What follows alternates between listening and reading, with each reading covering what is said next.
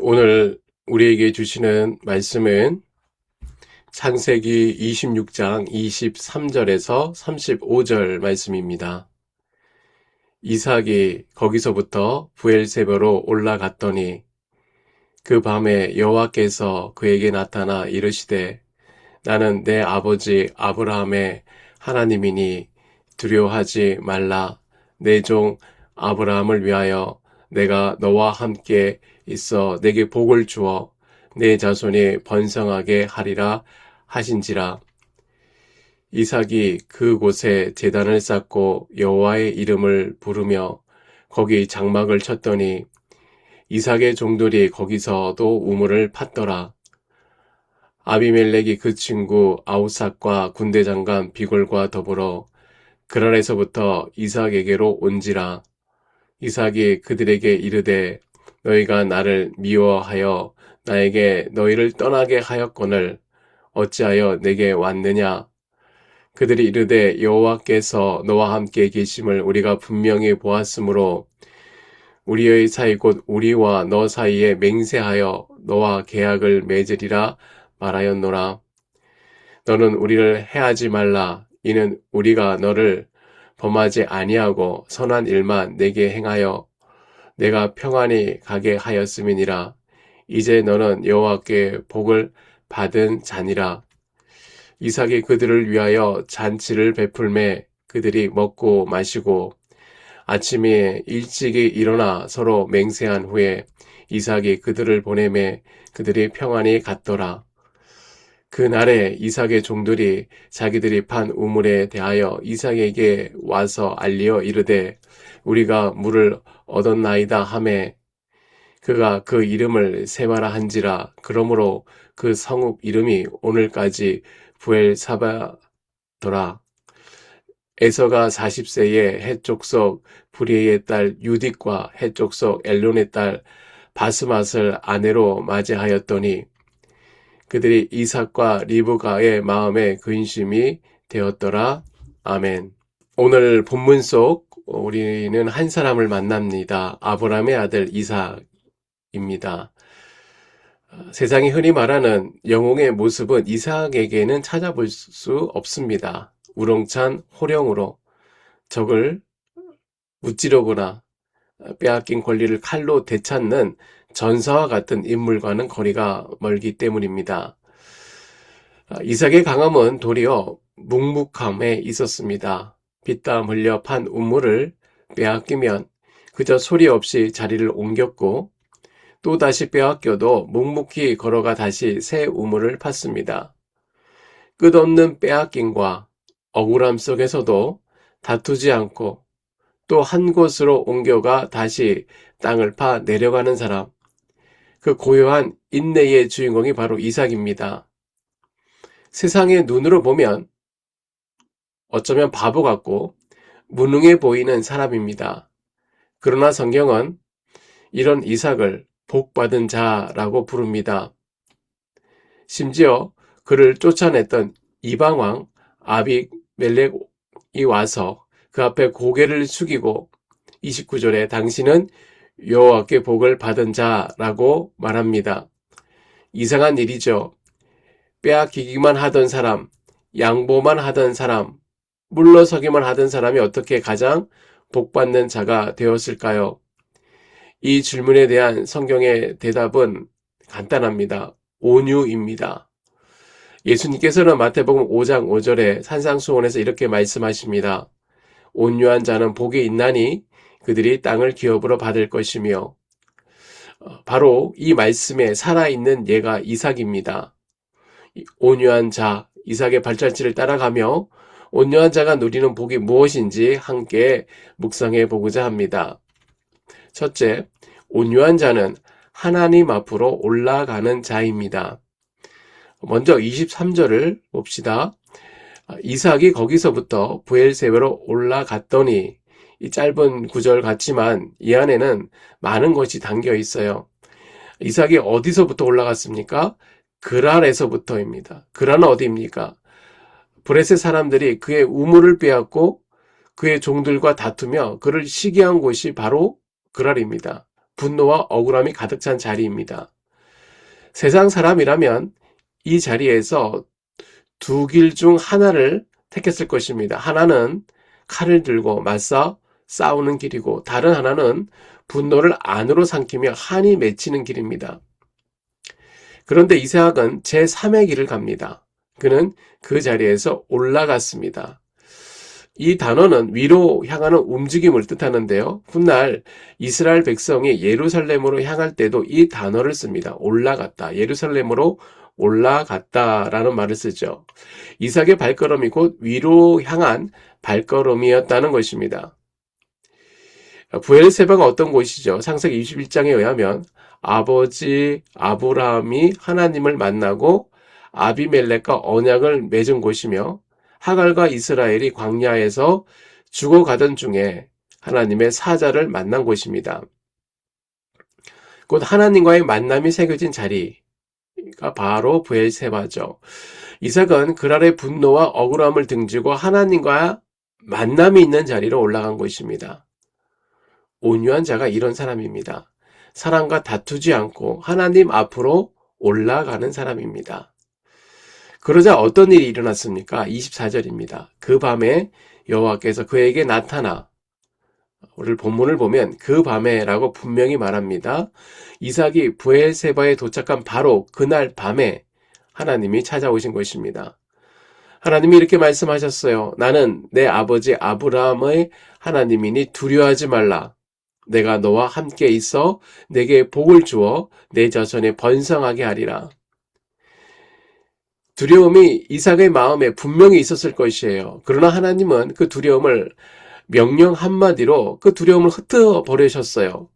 그리고 이삭은 무엇이라고 응답합니까? 25절에 이삭이 이곳에 제단을 쌓고 여호와의 이름을 부르며 거기서 장막을 쳤더니, 보십시오. 자기 장막을 치기 전에 먼저 제단을 쌓았습니다.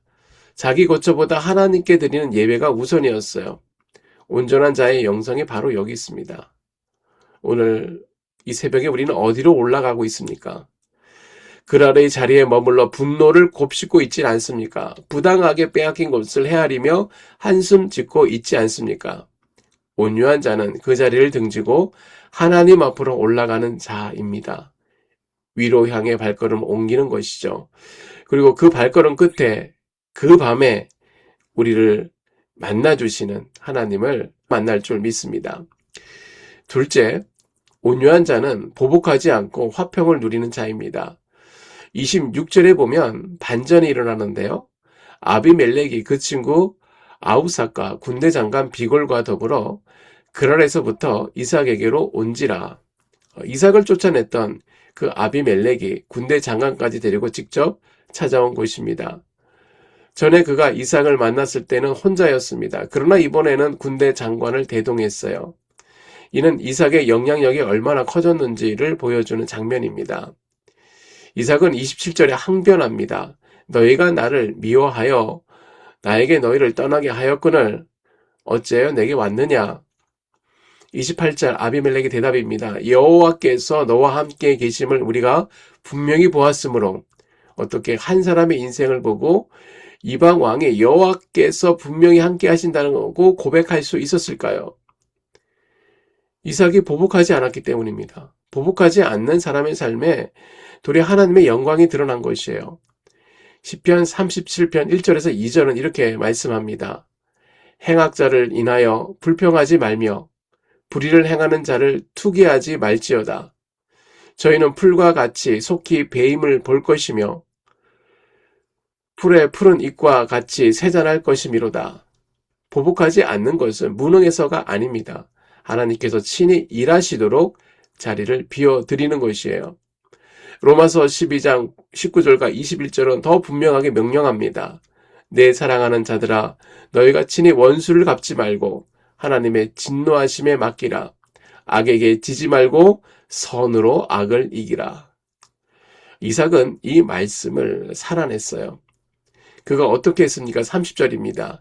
이삭이 그들을 위하여 잔치를 베풀매 그들이 먹고 마시며 어제까지 자기를 쫓아냈던 사람을 위해 잔치를 베푼 것입니다. 31절은 더 아름다워요. 아침에 일찍 일어나 서로 맹세한 후에 이삭이 그들을 보내매 그들이 평안히 갔더라. 이 평안이 히브리어로 살롬입니다. 이삭은 어제의 원수를 평안히 보내는 사람이 되었습니다. 자, 이 대목에서 저는 한 분의 글이 떠오르는데요. 임동수 선교사님의 녹슬지 않고 닳아 없어지기를 원합니다 라는 책에서 들려준 이야기입니다. 어느 주일에 자동차가 갑자기 멈춰섰습니다. 점검해 보니 트랜스미션이 고장났어요. 그는 그동안 자동차에 대해 잘 몰랐고 엔진만 좋으면 되는 줄 알았습니다. 그런데 엔진이 아무리 힘차게 돌아가도 그 힘을 바퀴에 전달해주는 트랜스미션이 고장나면 차는 그저 쇳덩이가 된다는 것을 깨달았습니다. 그는 정비소에서 닳고 닳은 트랜스미션의 부품을 바라보며 마음속으로 기도했습니다. 주님, 저도 저렇게 되게 하여 주시옵소서. 그 수고로움이 전혀 드러나지 않는다 할지라도 묵묵히 주님을 위해 닮아 없어지는 거룩한 닮음을 살게 하소서. 그 모든 수고가 마쳐지는 날 착하고 충성된 종이라는 그 한 말씀을 듣는 것으로 만족하게 하소서. 이삭의 인생이 바로 이러했습니다. 엔진처럼 갱음을 내며 드러나는 인생이 아니라 트랜스미션처럼 보이지 않는 자리에서 닮아 없어지는 인생이었어요. 그러나 그 닮음이 결코 헛되지 않았습니다. 그 닮음을 통해 하나님의 능력이 이방 왕까지 전달되었습니다. 아비멜렉이 와서 무릎을 꿇었어요. 그가 여호와께서 너와 함께 하심을 우리가 분명히 보았다라고 고백했습니다. 온유한 자는 이런 사람입니다. 자기 권리를 주장하기보다 자기를 닮게 하는 사람입니다. 그러나 그 닮음이 결코 헛되지 않습니다. 그 닮음을 통해 하나님의 영광이 드러나고요. 어제의 원수가 오늘의 식탁의 동무가 됩니다. 미움을 평안으로, 다툼이 살롬으로 변하게 되는 것입니다. 셋째로, 온유한 자는 하나님이 친히 채워주시는 자입니다. 32절을 보십시오. 그날에 이삭의 종들이 자기들이 판 우물에 대하여 이삭에게 와서 알려 이르되 우리가 물을 얻었나이다. 본문은 그날에 라고 분명히 못 박습니다. 어느 날이 아닙니다. 아비멜렉과 화친을 맺은 바로 그날에 우물에서 물이 솟아난 것입니다. 이것이 우연일까요? 결코 우연이 아닙니다. 하나님은 온유한 자의 양복 끝에 친히 채우시는 분입니다. 빼앗긴 우물자리에 머무르지 않고 위로 올라간 자에게, 예배드리러 간 자에게 보복하지 않고 잔치를 베푸는 자에게 하나님은 새 우물을 주십니다. 히브리어로 얻었나이다 라는 말은 획득했다입니다. 본문 전체에서 이 우물의 물을 단지 인간의 노력으로만 말하지 않고 있습니다. 팔레스타인의 건조한 땅에서 우물을 팔 때마다 물이 솟아난다는 것은 인간적으로 불가능에 가까운 일입니다. 그래서 아비멜렉이 그토록 두려워 여호와께서 너와 함께 하심을 우리가 분명히 보았다라고 고백합니다. 이삭은 우물의 이름을 세바라고 불렀습니다. 이 세바라는 뜻은 두 가지 뜻이 있는데요. 맹세라는 뜻과 일곱을 동시에 말하고 있습니다. 그래서 그 성읍 이름을 브엘세바, 맹세의 우물, 또 일곱의 우물이 된 것입니다. 하나님과의 언약과 하나님이 풍성히 채우심을 한 이름에 담은 것입니다. 그렇죠. 일곱은 완전 숫자입니다. 하나님의 풍성함을 나타내는 것입니다. 온유한 자가 비운 자리는 결코 빈자리로 남지 않았습니다. 하나님의 언약이 그 빈자리에 세워지고 하나님의 일곱 그 풍성함이 거기에 깃들었습니다. 그런데 오늘 본문은 갑자기 어두운 그림자로 끝나는데요. 34절과 35절입니다. 에서가 40세의 해족석 브리에의 딸 유디과 해족석 엘론의 딸 바스맛을 아내로 맞이하였더니 그들이 이삭과 리브가의 마음에 근심이 되었더라. 이상한 일입니다. 이삭은 빼앗기고 쫓겨날 때도 근심하지 않았던 사람이에요. 그런데 아들 에서의 결혼 앞에서는 비로소 근심했다고 합니다. 왜일까요? 에서는 온유의 길을 가지 않았기 때문입니다. 그는 가나안 여인을 아내로 맞이하고 아브라함이 그토록 경계한 길을 꺼리낌 없이 걸었어요. 그는 약속의 흐름을 자기 손으로 끄는 것입니다. 온유함이란 내 대에서 끝나는 개인의 미덕이 아닙니다. 그것은 반드시 대를 이어 자녀에게 물려줘야 할 가장 위대하고 확실한 영적인 유산입니다. 내가 오늘 말씀 앞에서 내 혈기를 죽이고 온유함을 선택하는 이유는 이 선택이 내 자녀의 영적 생명줄과 직결되어 있기 때문입니다. 믿음의 가문은 곧 온유의 가문입니다. 아브라함이 조카 롯에게 좋은 땅을 양보했던 그 이타적인 온유함은 아들 이삭에게로 고스란히 흘러갔습니다. 그리고 이삭이 억울함 속에서도 다투지 않고 양보하며 파내려간 운물의 영성은 결국 그 아들 야곱에게로 이어졌어요. 원수 앞에서도 칼을 뽑는 대신 예배의 제단을 쌓았던 부모의 뒷모습이 자녀들에게는 그 어떤 말보다 강력한 말씀의 교과서가 된 것입니다. 오늘 내 분노와 억울함을 십자가에 못 박고 온유함을 선택할 때에 그 온유함은 다음 세대의 가슴에 새겨지는 살아있는 유산이 될 줄 믿습니다. 부모의 처절한 말씀의 순종이 자녀의 믿음으로 이어지는 바로 그 자리에 비로소 메마르지 않는 하나님의 언약, 그 풍성한 채우심이 있을 줄 믿습니다. 말씀의 결론입니다. 오늘 새벽 우리는 온유한 자 이삭을 통해 세 가지 진리를 묵상했습니다. 온유한 자는 첫째, 사랑과 다투지 않고 하나님 앞으로 올라가는 자입니다. 그랄을 등지고 부엘세바로 올라가는 자입니다. 둘째, 온유한 자는 보복하지 않고 잔치를 베풀어 원수와 화평을 이루는 자입니다. 어제의 원수를 평안히 보내는 자입니다. 셋째, 온유한 자는 하나님이 친히 우물을 채워주시는 자입니다. 자기 비움 위에 하나님의 풍성한 약속이 깃드는 자리입니다. 그러나 결국 이 모든 온유의 완성자는 누구입니까? 바로 우리 주 예수 그리스도이십니다. 도살장에 끌려가는 양처럼 입을 열지 아니하시고 십자가에서 아버지여 저들을 사하여 주시옵소서, 저들이 자기가 하는 일을 알지 못함이다 라고 기도하신 분입니다. 그분의 온유로 우리가 구원받았습니다. 그리고 우리에게 오늘 말씀하십니다. 나는 마음이 온유하고 겸손하니 나의 멍에를 메고 내게 배우라. 그리하면 너의 마음이 쉼을 얻으리니. 오늘 하루를 시작하며 우리도 이삭처럼, 무엇보다 우리 주님처럼 온유한 자를 살기로 결단합시다. 그랄의 자리에서 일어나 부엘세바로 올라갑시다. 원수에게도 식탁을 차려줍시다. 그리고 그 모든 비움 위에 하나님이 친히 채워주실 맹세의 우물을 기대하며 오늘 하루로 살아가는 저와 여러분 되시기를 간절히 소망합니다. 오늘 말씀으로 세 가지 기도 제목으로 함께 나눕니다. 첫째, 사람들과의 싸움에서 빠져나와 하나님 앞으로 올라가는 영혼이 되게 하여 주시옵소서.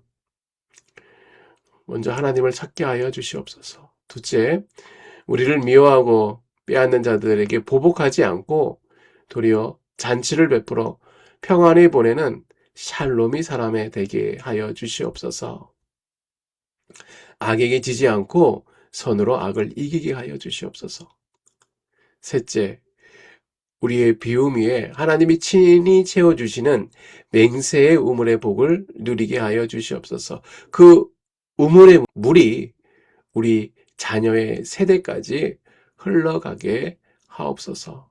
우리 잠시 기도하겠습니다. 하나님 아버지, 은혜를 감사드립니다. 이삭처럼 온유하기는커녕 우리의 삶을 돌아보면 작은 무시와 손해에도 속이 부글부글 끓어오르고 내 권리만 챙기려 했던 내 안의 악한 혈기를 주님 앞에 내어놓고 회개합니다. 나를 시기하고 괴롭히는 사람을 향해 속으로 이를 갈며 악을 선으로 이기지 못한 죄인이 바로 우리의 모습임을 고백합니다. 이제는 주님께서 은혜를 더하여 주셔서 내 안정과 세상의 성공 자리인 그라를 떠나 주님 앞에 예배의 제단부터 쌓아 올리게 하여 주시옵소서. 주님을 위해 기꺼이 닮아 없어지는 은혜를 허락하여 주시옵소서. 이해되지 않는 사람에게, 어제의 원수에게 살롬의 식탁을 차려주는 온유함을 허락하여 주셔서 오늘도 우리의 삶을 보고 사람들이 당신의 삶을 보니 하나님이 살아계신다라고 고백하는 복된 삶이 될 수 있도록 우리의 삶을 온전히 지켜주시옵소서. 모든 것을 주께 맡겨오며 예수님의 이름으로 기도드립니다. 아멘.